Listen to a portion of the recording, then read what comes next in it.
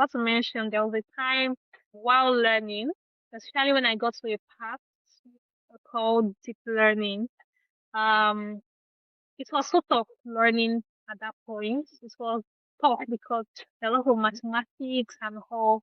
And then I started having this crazy migraine that I had to completely shave off all my head. I wrote about it on Twitter.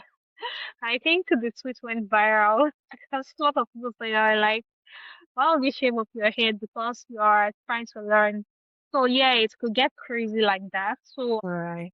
Hi, Flora. Thank you so much for joining me. I'm really excited for everyone to hear your amazing journey. You've been doing so much amazing work in the AI space, and just watching you top every year.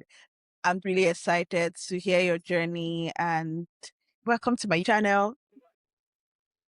thank you. Thank you for having me. Thank you for the invitation and thank you for for inviting me to your platform to share my story. So, who is Flora? I am Flora Oladipo and I'm also known as the AI girl.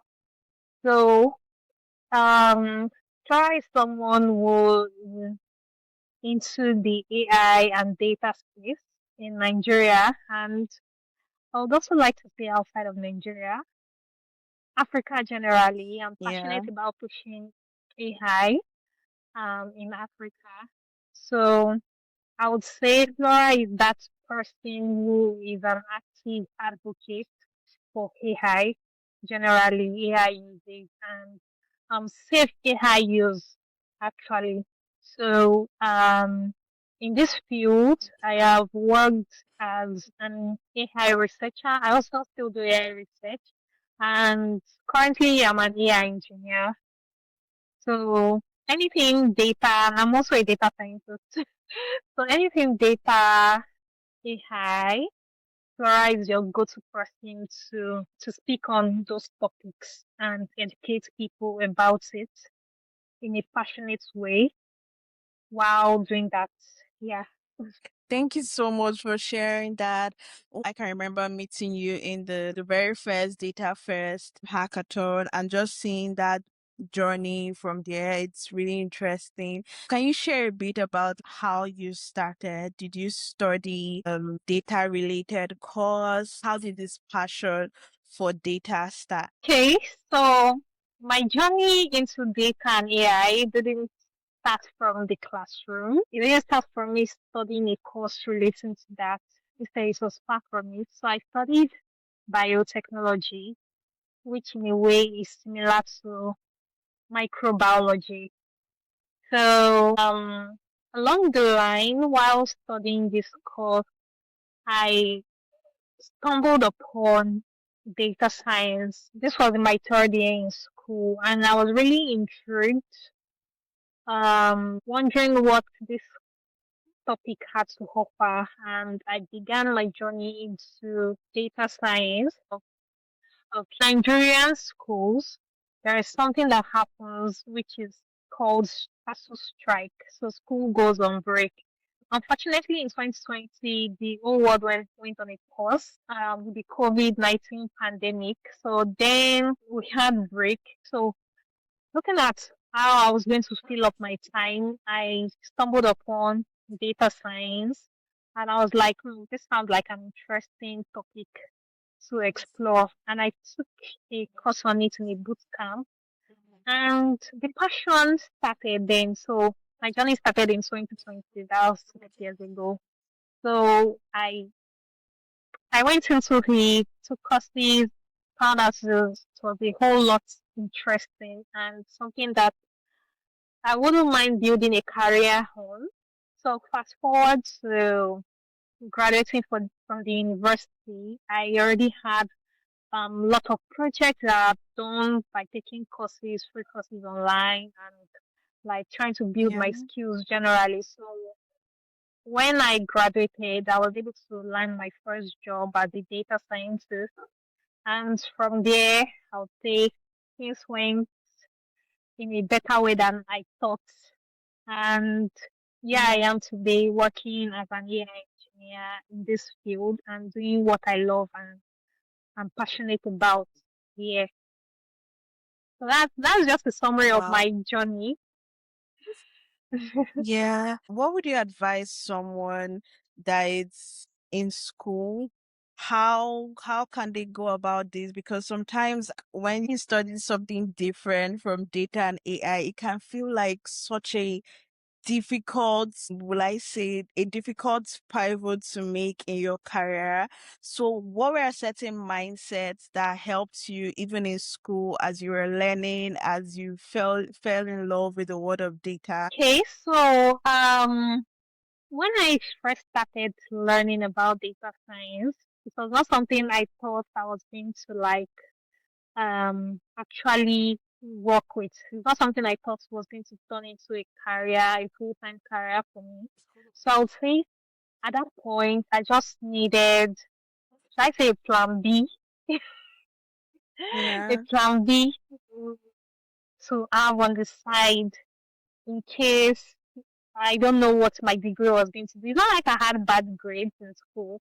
It's like um I I came out as the second best graduating student in my department as a then. So, but I just needed to Wow. like diversify.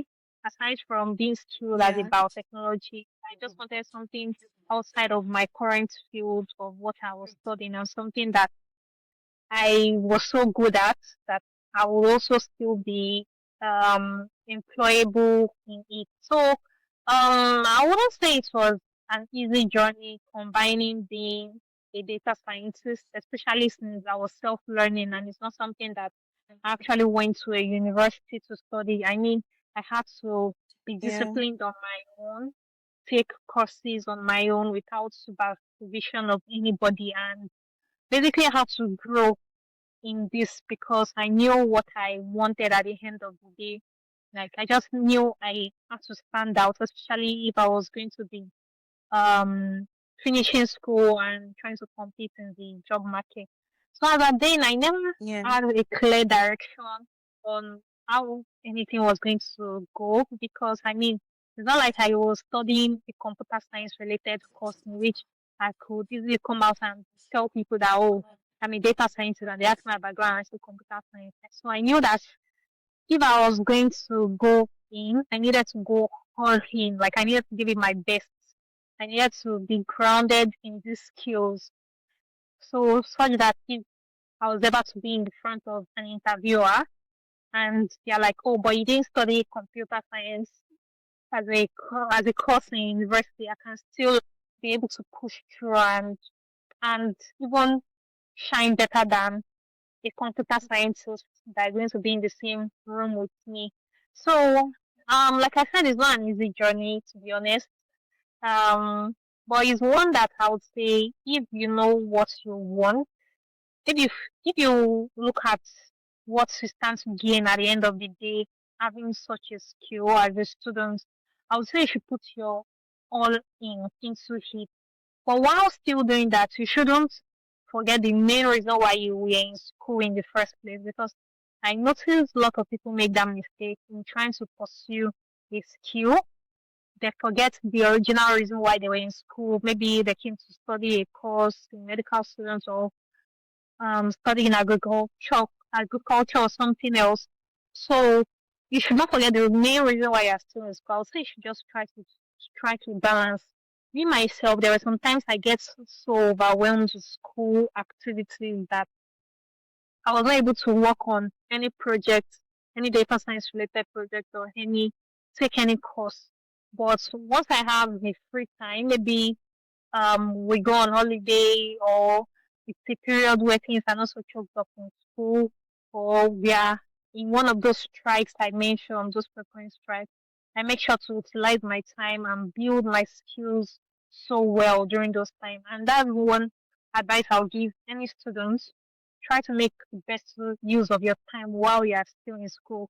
To be honest, I feel like school is one of the best times to grow those skills because in Yeah. school maybe you have someone giving you money and all. So your focus at that point is not even um on trying to get a job or something. So those times is actually one of the best times to grow those skills rather than when you're outside. It's still possible to grow those skills when you're outside, but what I'm trying to say is that you being a student gives you an edge to grow those skills. So is that by the time you're done with school, you are ready for the job market already to get jobs in this skill, in this field. Yeah, that's so good. I can actually relate to the point you mentioned about making the most of your student status. I think it's something I just say a lot to, and a lot of people also say it because people feel that forget that in school, as you said,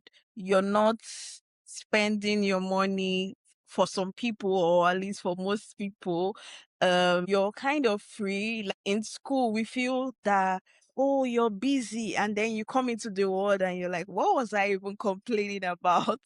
And then what you talked about, making the most of each strike or each break. If you're Nigeria, you definitely understand what strike action means. So making the most of every break period to learn is something I'm taking out of here. Then something that I've also noticed in your journey is that you have this strong sense of community, and I was wondering if this actually played or has played a role in your journey. So you mentioned, as we were talking earlier, you mentioned that one of the first roles you got was at DSN. And would you say as a student that it's also important to leverage communities? I think there was a time I wrote a long thread on Twitter about how community saved my tech journey. Yeah. So I would say in a way that has like made me indebted to the community, to building community. So how did community help my tech journey? So when I first started out in 2020, I started out alone and it got overwhelming. At the point, it just felt like, what am I even doing here? I felt like an imposter. Like I felt so out of place, and um, there was actually a whole lot I was going through. Then I was feeling burned out.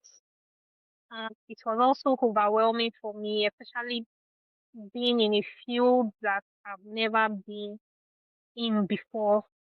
Like it's something completely new. So I was almost quitting tech. I was almost giving up on my tech journey, and I was thinking maybe I should just focus on being a biotechnologist alone. So then I stopped working on projects completely. I stopped my courses. I stopped everything. Like I was so done with tech. I think that was like early 2021 or so. But then the thing that revived me was community. So remember I said I was doing it all alone. So before I got to that stage where I was overwhelmed and was quitting, there was something I applied for. It's called the Microsoft Learn Student Ambassador Program. So it's a student ambassadorship for Microsoft. So then I applied. I wasn't even thinking I was going to get selected, but fortunately, I got a mail later mid 2021 telling me, "Oh, you've been selected to be a Microsoft ambassador." So then I was already had the verge of giving up on tech. So I was like, "Is this worth it, or I should just close that chapter on tech and focus on my academics?" I was like, "Okay, maybe this is the silver lining I need to like go or get strength from." So I decided to get involved in it. So there, I saw other students like me around the world who were also learning. Like who was there learning and building community and hosting programs and teaching people about the same tech that I was about to give up on. I was like, interesting. These are people like me around the world. I mean, Nigeria, outside of Nigeria, people, students, like all of us are basically, we were basically students from undergrad to postgrad. So I was like, okay, maybe I should give tech a shot again. So I was fully immersed in the MLSC program. That is the Microsoft program. The short form is MLSC. So So I was so immersed in it, giving it my whole, building communities, teaching people about the same tech I was about to quit, organizing events, hosting hosting conferences and all, giving people hope that they could also be a techie. And with that, I healed myself. So then I was able to draw strength from community, and that's why I became so passionate about community and helping others and advocating for tech generally. Because I feel like doing it alone can be hard, but when you have people around you, it gets easier and better. So that's why even post MLSA, during MLSA, I was able to grow my skills, grow with people, help others also get grounded in tech. And upon graduation, because MLSA lasts your entire duration as a student, upon graduation, I knew that this was not going to be my end with community. I was going to do more outside of school. So outside of school, ending my MLSC program, I found other communities to join. Currently, I'm in the Women Technicals Ambassadorship Program and other communities like the Deep Learning in Daba. We have also served as an organizer for some of the conferences that takes place around Africa. So I would say community is one of my strong suits. It's something I enjoy doing. It's something I'm passionate about, and something that I feel like everyone should be a part of, irrespective of your background. Because yeah, when you see people like you tend to get encouraged. You tend to like draw strength from there to keep going. Unlike if you are doing this journey all alone, yeah, so that's the impact of community in my career. Yeah, thank you so much for sharing.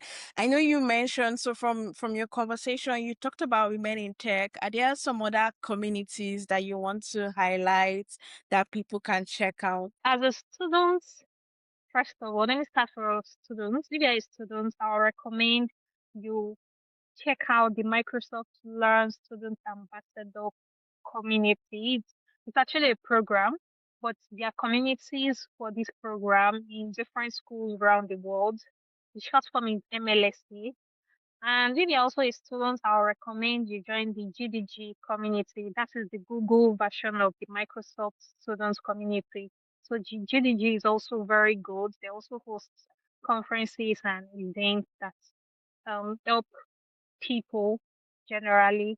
So aside from those, um, communities I also recommend people being a part of, especially in the AI and data space. So for every tech stack, I believe there are different communities. Like designers have their community, AI and data people have their community. Different people have their community depending on their Yes. tech stacks. But I'm really more familiar with um mostly AI and data community. So for the AI community, I would say looking at a community like deep learning in Daba is also a good place to be. Aside from the deep learning in Daba, the deep learning in Daba now have sub communities in every country in Africa. So you should also look at Indaba X. So those are the sub communities for the deep learning Indaba. It's called Indaba X community. So aside from that, there is also Women in AI community. So some of these communities they have pages on social media. So there's Women in AI community, then there is Women Tech Makers community. So that one is more centered to everyone in tech. It's not streamlined to AI and data people. Those are actually some I can list off the top of my head. Then also I also now have a community which I'm launching in 2026. So it's for my brand. It's called the AI Girl Community. Currently, the AI Girl is on different social media platforms like TikTok, Instagram, Twitter, LinkedIn. So those are the major platforms. And yeah, I'm also going to be launching my YouTube as well. So my content is mainly focused on creating tech, AI centered content, basically on having a career in this field and also teaching on particular AI topics. So, and in my community, what's so the community is actually active, but it's not just public yet. So, what currently goes on there is people coming together to learn about AI. So, we have a curriculum we follow, and aside from that, we also work on projects collectively as a group. This year, 2026, we're looking at projects we can turn into research papers that we can submit to conferences and the likes.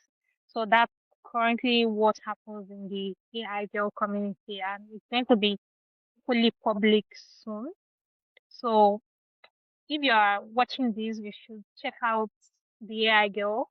Let me call it out. So it's at Flora underscore the underscore AI underscore girl, Flora the AI girl, across TikTok, Instagram, Twitter, and LinkedIn. Definitely going to be joining. I'm looking forward to joining the community. So you're definitely follow the AI girl Flora across all social media. I'm going to add the links to the description of this video. So do well to join.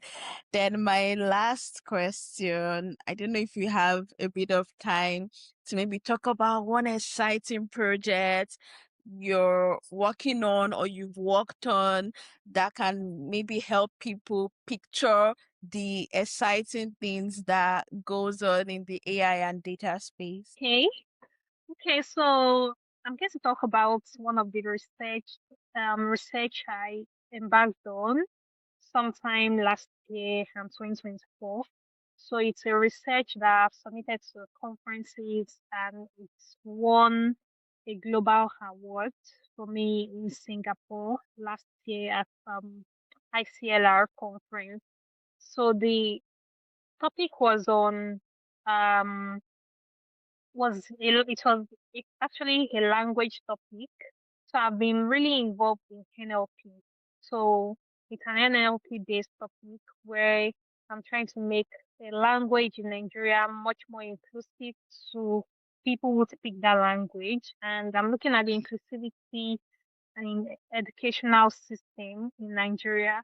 So the language is Pidgin English. So I'm looking at creating a data set for pidgin speakers that can be used to build a translation system that can accurately translate from English to this language for people who understand it um for people who are still in school, especially people in secondary school, primary school, that don't really understand English in some parts of Nigeria, like the northern part of Nigeria, some part of the east, some part of the west. So places where English is not so well spoken, but they have understanding of pidgin. So that's the end goal of the project that I worked on. So I had to create a data set of about 2,500 parallel sentences from English to Pidgin.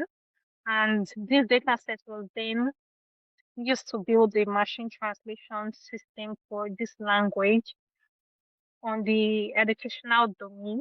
So the data set that was built on biology, biology subjects.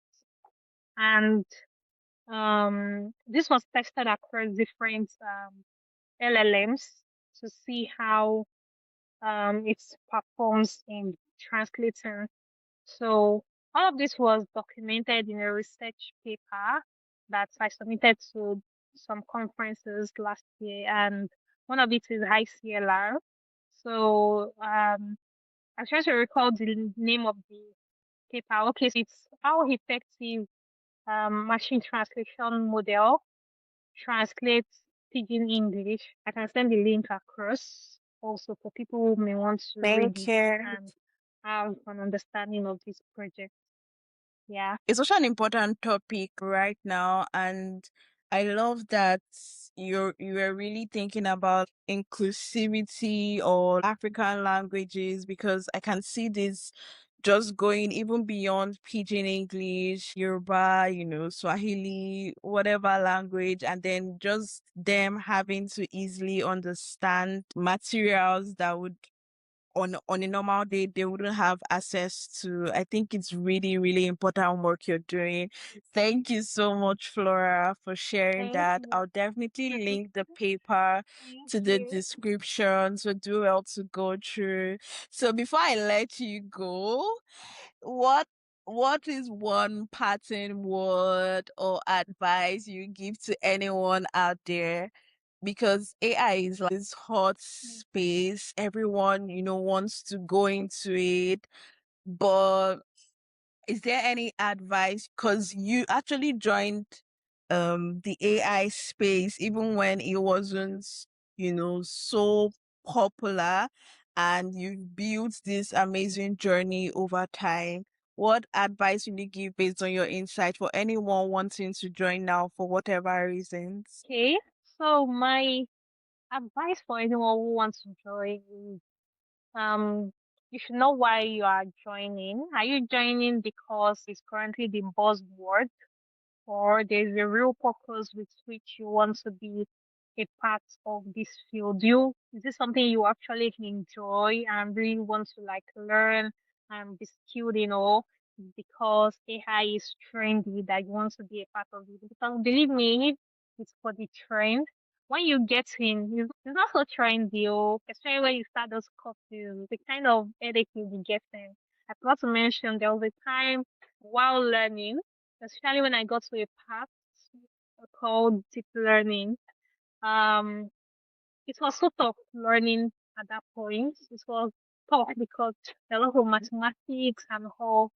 And then I started having this crazy migraine that I had to completely shave off all my head. I wrote about it on Twitter. I think the tweet went viral because a lot of people say, like, why would you shave off your head because you are trying to learn? So yeah, it could get crazy like that. So at those trying times, would you give up or will you still go? And that's why I said you should have your reason why you are interested in this.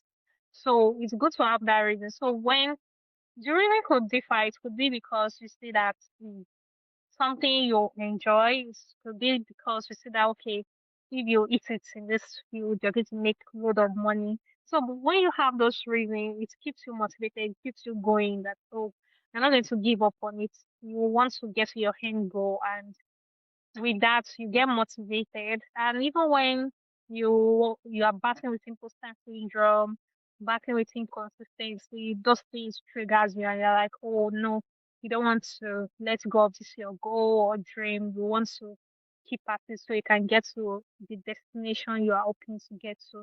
So that's one key advice I would say. You should have your reasons. So those reasons can push you on when it gets to those hard times. Because trust me, there are a lot of hard times we are going to face. It's not an easy journey. Yeah. So that's my advice. Thank you so much, Flora. You've shared so much, like the relatable stories, the amazing projects you're working on, really insightful points that anyone starting their journey, in the middle of their journey, feeling discouraged, if you're feeling discouraged or you feel like cutting your hair as Flora did, I hope this video comes as an encouragement in your journey. Thank you so much, Flora, again for speaking here and Thank just you. sharing a very detailed experience.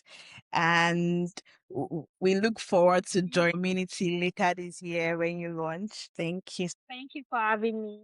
If you enjoyed this episode of the Nonlinear Careers Show, you're going to enjoy similar content in the Alive Podcast Network app. Plus, by supporting my show, you get ad-free listening across the app and access to nearly hundreds of Black hosted podcasts.